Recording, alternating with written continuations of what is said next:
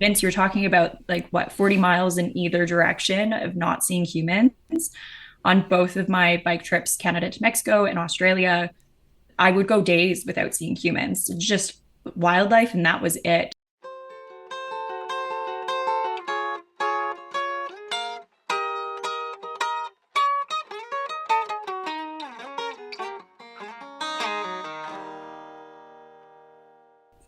We're gonna be talking about the Vancouver International Mountain Film Festival. In my notes, it says it's at the Key Marks Art Center on the 15th of November. Ivan, if you want to start this off, what is the Vancouver International Mountain Film Festival, and how did it become a thing? Well, this year is the 28th, 29th. We've been around for a long time. Almost 30 years the Vancouver International Mountain Film Festival has been taking place. And each year it gets a little bit bigger. This year we're at Vancouver at the Rio Theater. We're in North Van at the Centennial. We're out in West Vancouver at K-Meek. And then we're up in Squamish at the backyard for a night there. We do a fall series every year, which is, this year is from November the 12th to, oh, see, I'm going to get all these dates mixed up now that we're live on the podcast here. That's why I'm here too. November 12th to the 19th is the fall series. And then we do a Feb Fest, which is the larger sort of flagship festival. Next year, it'll be taking place February 27th to around March the 12th. And then we also do, there's a summer fest we do every year, which is like one day, sort of either usually up in North Vancouver. And then we have the Best of the Fest that heads out on tour around the world. So yeah, we're all over the place, and we've been doing it for a long time, and it's a great way to build, maintain community, and share some of the adventures that people in our community are doing, and share some of the adventures other people around the world are doing with our Vancouver audiences. So, I'll admit, I've never been to a film festival, let alone a Vancouver International Film Festival, or even, to be more specific, one that incorporates outdoors and extreme sports, and the Vancouver International Mountain Film Festival. I try to keep active as best as possible, but extreme sports or endurance sports is not my forte. Like, even after a couple of years of training for bodybuilding, I still get winded after the fourth flight of stairs. So it is kind of an honor to have both Vince and Claudia here, who are not only a part of the International Film Festival in the background, but also are, I believe you guys are speakers as well as featured in a film or two, correct? If you're asking me, yes, Yeah. I have two films in VIMFF this fall, and I believe we'll have one more mountaineering one in the spring. But yeah, one of the ones that we have this fall is a mountaineering based film. The other one's a narrative, so it's just a comedy. I'm not in that one. But if we're talking about athletes and athletic endeavors, yeah, one of the films is mountaineering based, and I'm the filmer / an athlete in it as well. And this coincides with your job as a Coast Guard. So I'm a veteran now. Oh, so that okay. I'm a former helicopter rescue swimmer in the military. And I was doing that for 4 years. And I then went to university and then leaned into filmmaking as more of a full-time endeavor. That's incredible. So what was it that inspired the transition? I think I was always one of those kids that, I mean, since I was very young, I would always just see my life and or other people's whatever was occurring in my life in film form, scene form, if you will. Yeah. So I would think, oh, if some tragic is happening, how would we frame this shot? How would we function? What kind of soundtrack would we play right now, right? Yeah. So very dramatized, and I finally leaned into that. I took a film class in college, did well, and just really leaned into it. And I actually started a training company for helicopter rescue swimmers, and I was in charge of all the videography for that. So I got into the cinematography of all of it, which I wouldn't say I geek out on equipment and stuff, but certainly when it comes to filmmaking, I I do. So, yeah, you start to learn all the systems and the techniques and how to, yeah, get a better image. And but for me, it's really about the storytelling. And I think speaking towards my film, like the film that is hosted at V.I.M.F.F this fall, it's not the most cinematic. It's more on the story side, right? And the reality is that specific film wasn't intended to be a film. It was an expedition. And when we landed on the glacier, my buddy holds his phone and he's like taking a video. And the filmmaker and me at the time was like, I double took and I was like, what are you doing? And he's like, I figured we put like a little something together about this adventure. And I was like, ah, oh, fuck. I didn't realize. And I was like, are we doing this? And then I told him, all right, if we're doing this, you're flipping the phone horizontally. Yeah. We're doing it correctly. Yeah, we're going to do it right. But by no means do we have the latest iPhones or the latest. And I mean, I'm an Android, unfortunately. Hey, come on now. I've been an Android user for like over a decade. Yeah. So, but luckily the setting of that film is set in such a prestigious location in between Juneau, Alaska and Atlin, Canada, that it doesn't really matter. The setting's very good. You don't need that, what we say in film, the shallow depth of field that often helps with this cinematography aspect of things.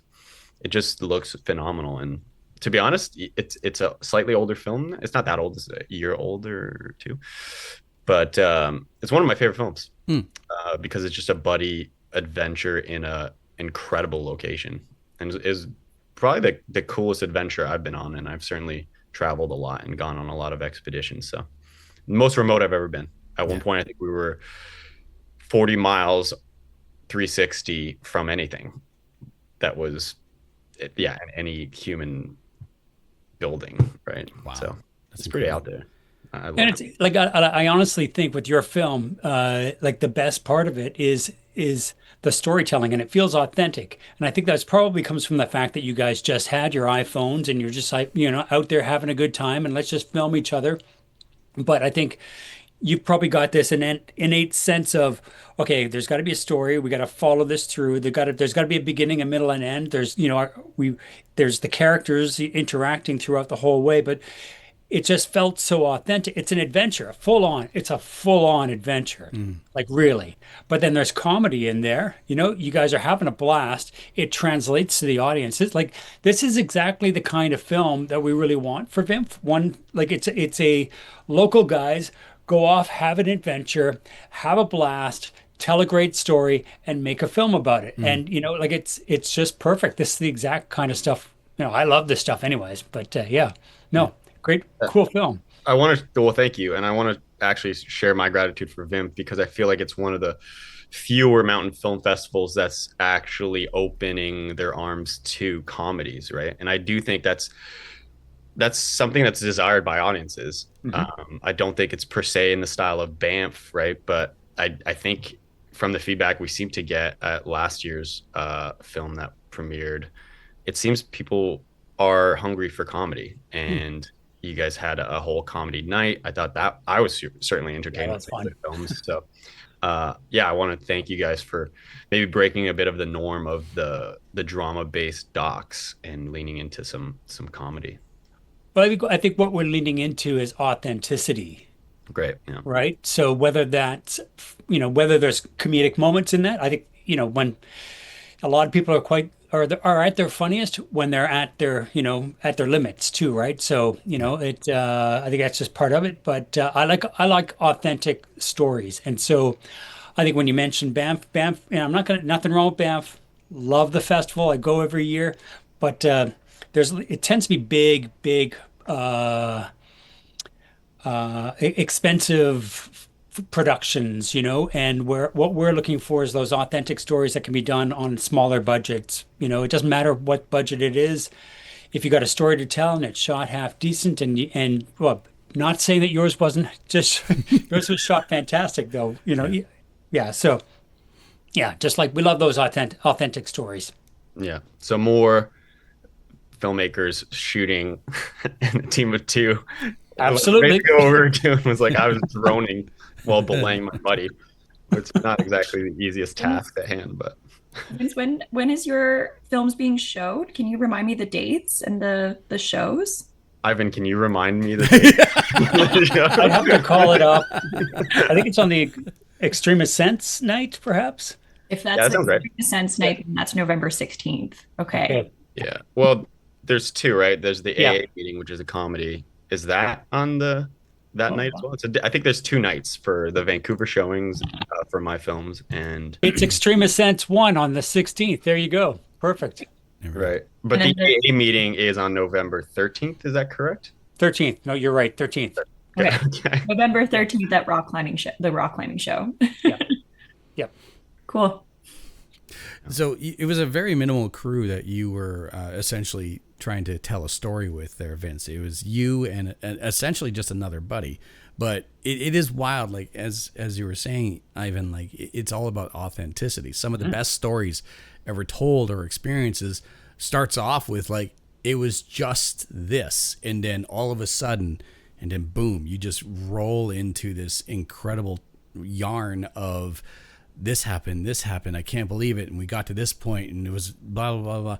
It is all about authenticity. I make a career off of listening to people tell their authentic stories. So, like to hear that this is being a part of this International Mountain Film Festival is encouraging. Like as I stated before, like I have never had the opportunity or the honor to be a part of a film festival, attend one, but Claudia, like you are not only being featured in this film festival, you are behind the scenes, and you are an athlete in something that I only recently just learned about, and that is bike packing, which sounds tremendously endurance challenging. Yeah, it definitely, and you're not alone. It was interesting. We had a team meeting in person, and one of my colleagues was like, I didn't even know what bike packing was. Am I saying that correctly? It's with a bike and you pack a bike, or Yeah. are you packing things onto your bike? So you're definitely not alone Mm. in the not knowing like what it is. It's definitely one of those more obscure endurance sports, niche, very niche down in the cycling world, that's for Mhm. sure. So this one trek that you went on, it took you 6 months, and it was Canada to Mexico. Yeah. Yeah. So it was my first ever bike packing trip that I ever did. Mhm. I had done a 2 day tester just up in Pemberton, up north from Squamish, Yep. just to make sure my system was good to go. I had everything, it fit in all my bags. And then on June 13th of 2024, I left my front door in Squamish and started pedaling north instead of south so that I could make my way up to Jasper. Okay.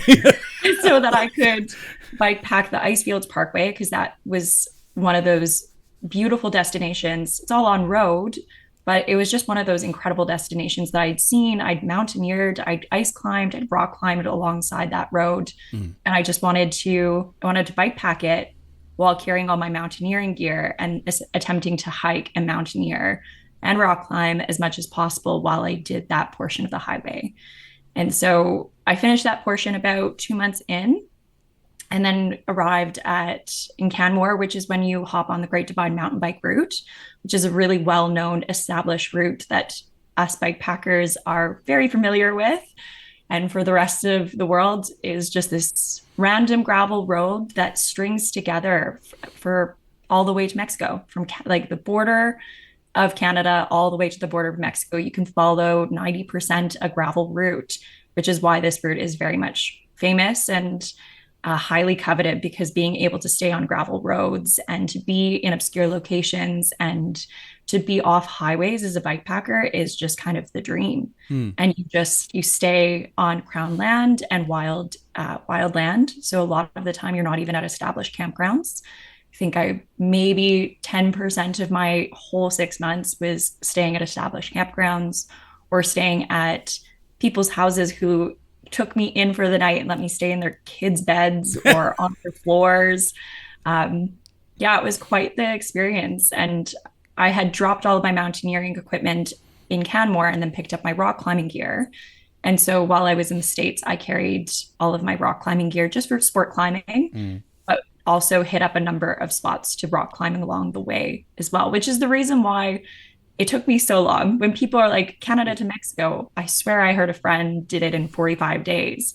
It's like, yeah, if they did the coastal route, they probably could do it in 45 days. But I did a very much meandering route. I had no deadline of when I needed to come back to Canada. And so I just rode, and that was my life. And I just went where I wanted to. I hit up most of the national parks along the way, going through Montana, Wyoming, Idaho, Utah, Arizona, Colorado, I think was another one, and then into California before I hit the border of Mexico. It was quite the experience. And I did most of it solo as well, which was a really empowering experience because as a woman, bike packing or just traveling solo on a bike, living in a tent, you definitely hear all of the scary things and the you shouldn't do that, or it's dangerous for women to do these types of these sports. So you see a lot of men on bikes, not a lot of women. When you see other women on bikes, which I think I counted 14 in the 6 months that I was on my bike, it was definitely a celebratory moment every time I saw another woman on a bike. We were just like, like screaming, howling. We're like, yeah, another one. It was like such a crazy moment to be out there. And I'm now addicted. I've done another bike packing trip since then. I tried to put up a new route on the west coast of Australia. I'll talk about that journey probably another time, but my V.I.M.F.F presentation that I'm like so excited to talk at, and we were talking about authentic conversations. That was my pitch to V.I.M.F.F, was that I just wanted to have a real and honest conversation of what it's like on the road, and not just the highlights and the beautiful moments, but just, the emotional moments, the loneliness, the human kindness that you experience that I think people forget is out there in the world that we see and the news that we see all day. So I'm excited to just kind of delve a little bit deeper and have those authentic conversations around what that 6 months actually looked like for me. I didn't have anybody come out and film me. I was filming myself and sharing to social media along the way. And only did I recently clue into the fact, like Vince was saying, to like switch the phone to horizontal mode and film in that concept. So I did that for Australia, and I have a whole whack load of footage for Australia that I need to sort through that I could put together as a film. But for Canada to Mexico, I did not have that know-how or that inkling. So it's a presentation, very likely a PowerPoint presentation with some photos and just a lot of storytelling by voice. After, I think I've got 45 minutes, Ivan. Is that correct? That's about right. Yep. Yeah. So we'll try and pack as much as possible into the 6 months that I did, and 45 minutes on stage. So I got a easy question. Go for it. What was the least, or the most luxurious and least essential item that you packed on your adventure? Oh man, I carried a lot of luxury items because I was like, I'm riding for so long this micro lightweight packing system that everybody touts. I was like, I'm carrying face creams, like I'm carrying rock climbing gear. This isn't the time to stop loading my bike. When we talk about luxury items, I had a number. I had like quite the large journal to journal my experience. I had my laptop and a whole mic setup. I had 2 cameras on my bike as well, including all my rock climbing gear. I had shampoo bars, conditioner bars. Like I had my whole home on the bike with me. I had a nice trailer, or just saddlebags or a trailer? Just all on the bike. So I had 2 9-liter panniers on the back rack, and then I had a 30-liter bag on top of that back rack. I have a frame bag as well, and then I have a massive handlebar bag that's approximately 25 liters. And so additional ways to like strap on additional water as well, because through Utah and Arizona, I was going through crazy desert sections where you don't see fresh water for 3 to 4 days at a time. Right. So I had anywhere between 11 to 21 liters of water storage capabilities on the bike as well. So it was a heavy bike. It Mm. was a very heavy bike. Yeah, absolutely. Like situations like that, like you'd have to plan ahead because if you're carrying all that much water and then you can't necessarily do that knowing that you're gonna have to dismount and then throw that bike onto your back and then go up that mountain. Like there's a lot of planning involved. Yeah, I mean, there is and there isn't. I definitely took routes where I would just come across a fork and be like, this looks interesting. And then I just check my map, like it looks like it connects back in 3 days. Let's take a look. And so I got not into a trouble, but those were some of the like the more adventurous Mm. weeks on the bike where I would just take roads that I hadn't even planned to do. And I piecemealed together a number. Once I got off the Great Divide mountain bike trail, I pieced together a number of other mountain biking trails. One of them was the Cocopelli. That was a pretty famous, another famous route that I wasn't anticipating doing. But when I came across the intersection and the right road looked really interesting, which happened to be the beginning of the Cocopelli, I just hopped on it. And so those were interesting days because there was a lot of hike a bike, which you're talking about of like pushing your bike or like needing to carry it up the mountain. Yeah. Because a lot of that section, the Cocopelli Trail is notorious for being completely washed out and having like crevasses in the mud that Ooh. like swallow you and your bike if you hit it the wrong way. Right. So I definitely hiked and biked my bike for most of the Cocopelli, and it was great. That's amazing. And then definitely by day 3, I was running out of water. I had already run out of water around noon, and I didn't get back to a water supply until maybe 7 p.m. So you sometimes take these little risks, and you are just yeah, you're struggling a little bit. There's definitely a lot of those stories on the bike, that's for sure. Did you have a ripcord? Was there like an emergency, like I need help? Like a like satellite device? Yeah. Oh yeah, of course. Okay. Oh my God. Yeah, with a lot of the routes that I was doing because there's just no humans for days. Like Right. Vince, you're talking about like what, 40 miles in either direction of not seeing humans. On both of my bike trips, Canada to Mexico and Australia, I would go days without seeing humans, just wildlife, and that was it. So I carried a satellite in reach device with me at all times. This is always charged. I upgraded to a different satellite device where I could send photos and videos to my family while I was out and about. And so that gave them a little bit more peace of mind while I was out, Yeah. rather than just getting these random text messages being like, thumbs up, I'm okay. Like, how are you? I'd like some proof of life. Found water. Yeah. Yeah, absolutely. My goodness. So, if you wouldn't mind filling me in, Ivan, when it comes to international film festivals or film festivals in general, or maybe it's just this one, yours, the Vancouver International Mountain Film Festival, is it always like there's presentations and there's guest speakers and there's movies and films to be shown? Is it always this giant package deal when you attend one of these? Well, like I think in the past, there's been a lot of nights where it's just been films, but I think film festivals in general are going through a bit of a crisis these days because especially since COVID, everyone can watch everything online. And so I think it's really important that film festivals be more than just a film festival. And so that's why trying to make sure that we have, interesting guest speakers that have done incredible adventures as part of many of the nights. We can't do it every night, but as part of many of the nights that we have at the fest. And then also trying to build the festival into something that's more than just films and speakers, but more of a community event as well. Because, as I say, you can watch films at home, but people want to be part of an event. They want to be part of a community. They want to share their stories. They want to get inspired by others and their stories. And the best way to do that is in person. So, we try to have guest speakers every night. We try to have interesting films every night, but we try to create venue where people can get together and just sort of exchange ideas and talk about plans and maybe meet their next climbing partner or plan their next adventure. Gotcha. Vince, when you started putting together your film, was there an intention for it to be a comedy?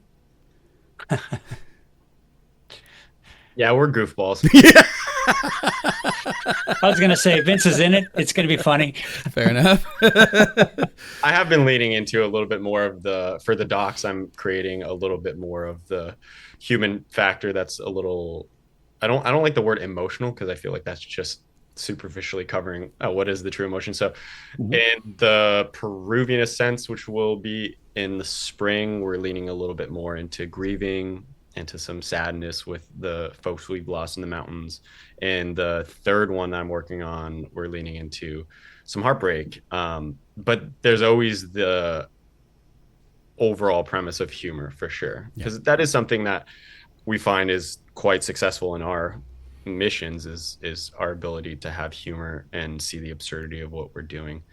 And not to mention, we're not pro athletes, we're recreationalists. So I think that's why our films are a little different and more approachable or inspiring for certain individuals, is because we're not doing, it's not unachievable.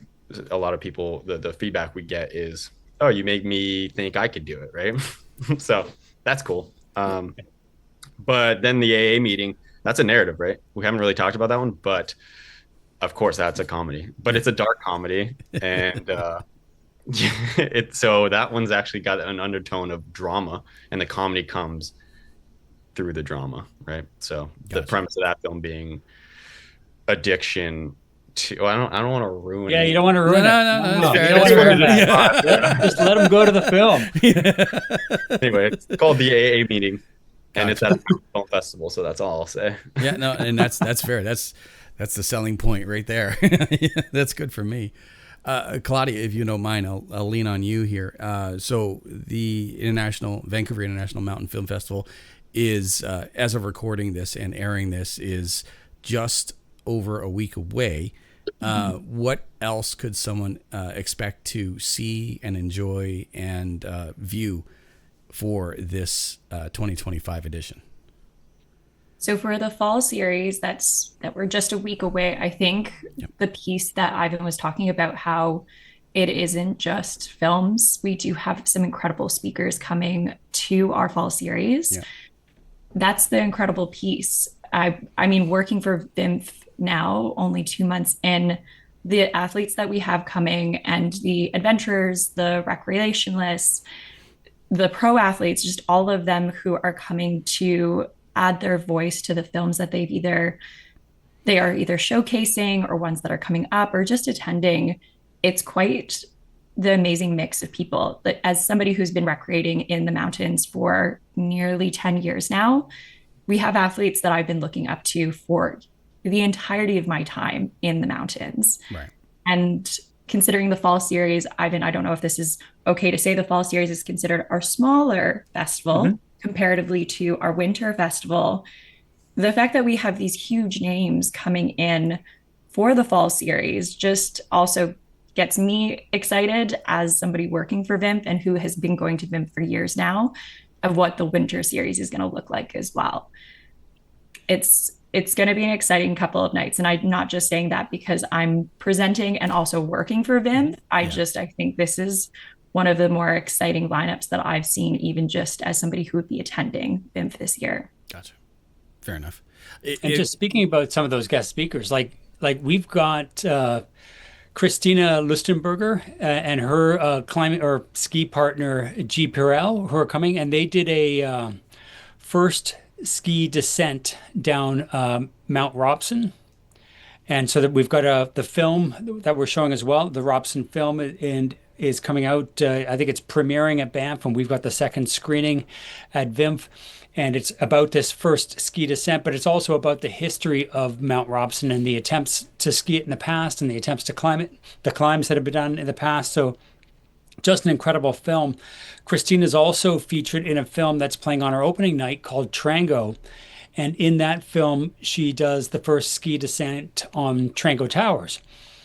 And again, like an incredible film, leans into grief as well because there's a backstory into the attempts to climb and ski that peak. So, just an incredible athlete. She used to be on the Canadian ski team, got into this more extreme ski descents, and now is sharing some of those descents in incredible films. So that's going to be, it's going to be great to have her and G at the festival presenting the Robson film. And then we've also got Sonny Trotter coming out on our climbing night. We've got Bronwyn Hodgkins on another climbing night. We've got John Baldwin, like a legendary mountaineer. We've got, Jacob, who am I missing? Jacob Schubert as well on Jacob Schubert is coming. And he's doing a climate clinic while he's in town. It's just, I mean, our winter series oftentimes has workshops as well. So individuals can interact with our athletes while they're in town, but it's kind of already naturally happening with all of the amazing athletes and presenters that we have coming in. It's like a star-studded lineup for fall series, which is kind of crazy. Yeah, no, absolutely. Yeah. And again, that's it, and that's on purpose to bring in as many guest speakers as we can, so that it's not just films, and so that people can connect, person to person with some of the people that they've seen in the films in the past. So, and if they're really lucky, they'll get to meet Vince. Yeah. We've already said the date, so people know where to find him. Absolutely, yeah. The Vancouver International Mountain Film Festival covers more than just mountains. It covers such things as like rescue, as well as documentaries, and it spans further than Canada. There is mountain biking, mountain packing. I see a video. It looks like the call. Is this about splunking, or is it about rescue?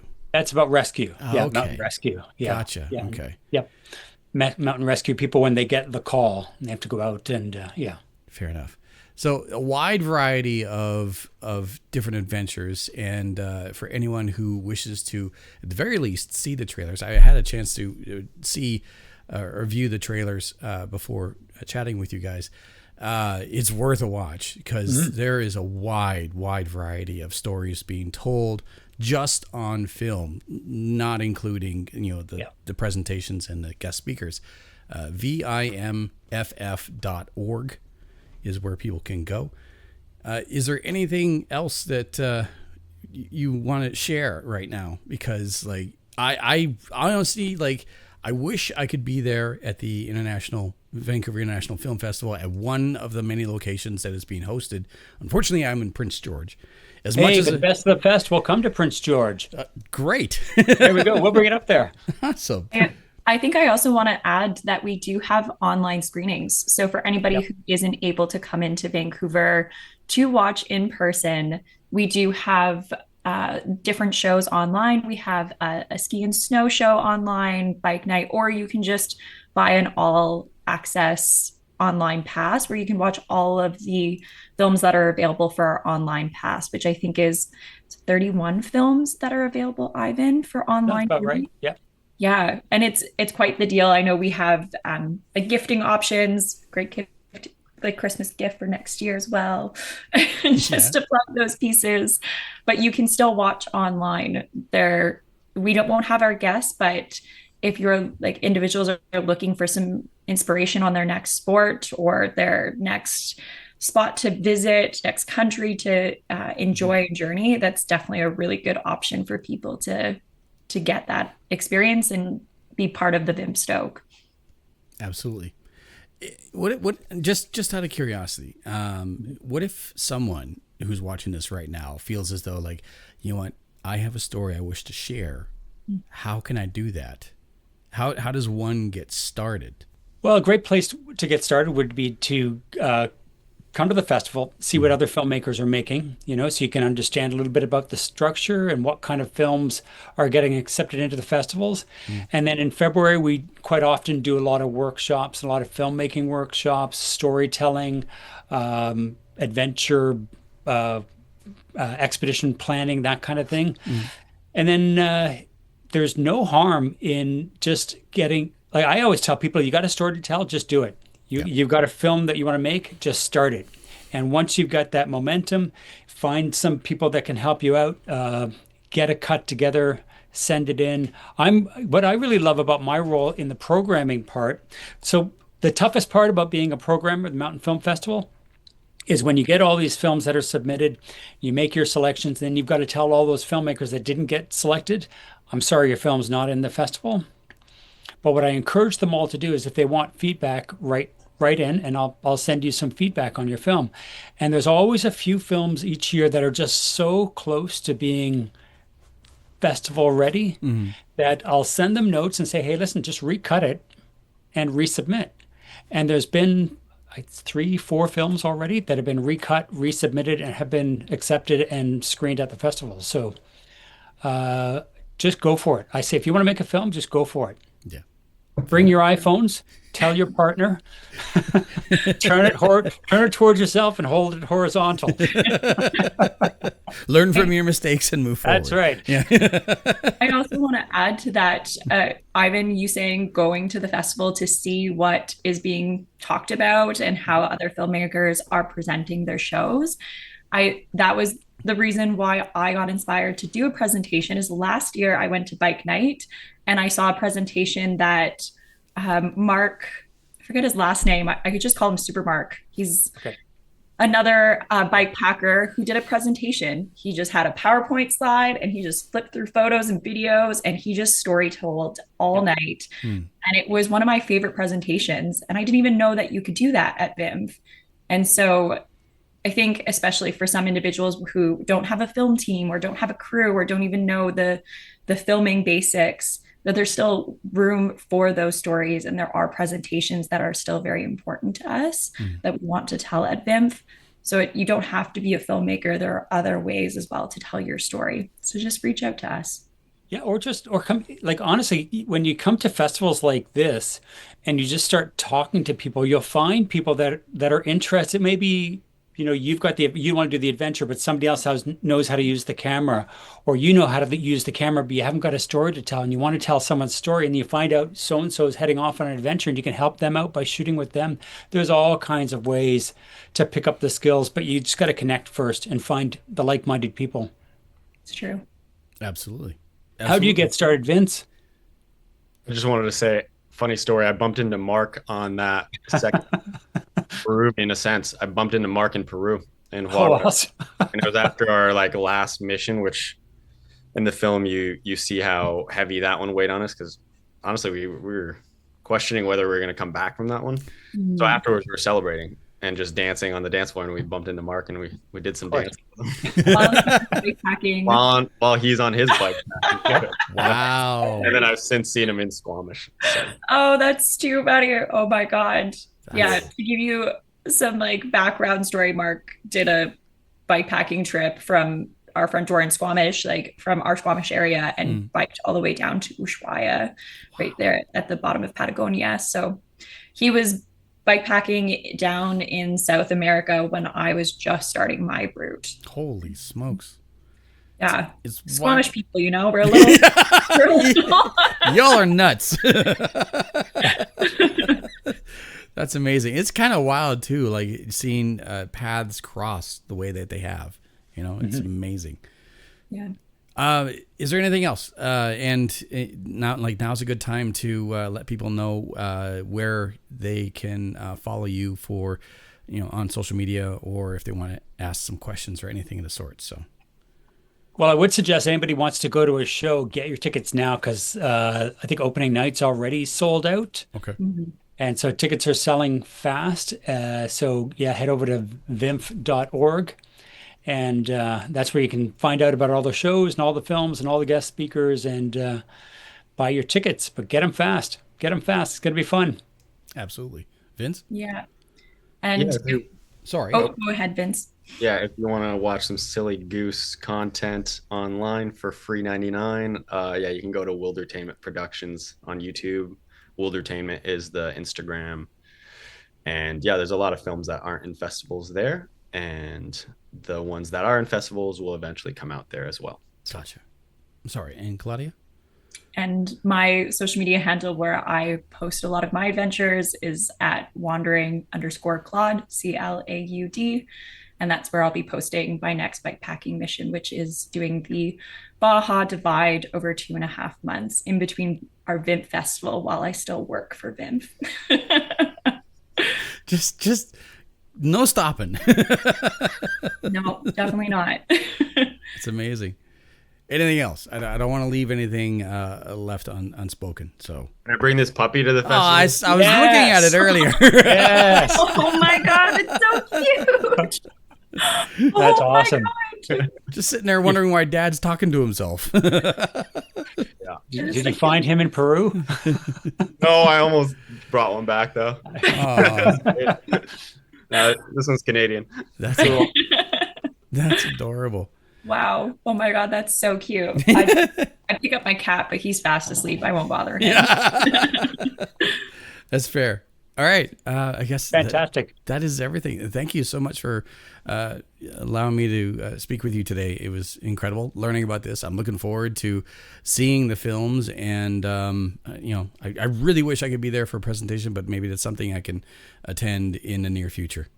So Sounds good. Yep. Otherwise, we'll bring it up to Prince George. I would be there in a heartbeat. All right. Thanks for making it to the end of this video. I'm JD the Media Jack. You can check out everything that I do at TheMediajack.ca. Also, merch. Some of you have been buying some of my merch, which is incredible. And have been sending me some photos, which, I mean, check it out. These incredible fans are very happy with the product, and honestly, so am I. All the clothing is very comfortable, and I just got this brand new hoodie with a brand new design on it, inspired by me mishearing a Rob Zombie song's lyrics for decades. The Devil is Annoyed hoodie is now available in the description down below. That's where you can find a link to the merch, or if you're watching this on YouTube, it's right there, just below this video. So thank you for buying some of my incredible merch. You are incredible for doing so. And if you do buy some in the near future, feel free to send me a photo and I'll include you in a video. The executive producer for this episode, yet again, Red Wolf Don, who is a top tier Patreon supporter. And you can get a shout out as well as some discounts on merch by being on Patreon. Sign up. At minimum, it's just $2 a month, but it means a lot to me to know that you want more. You support what I do. Thanks again for watching. Take care.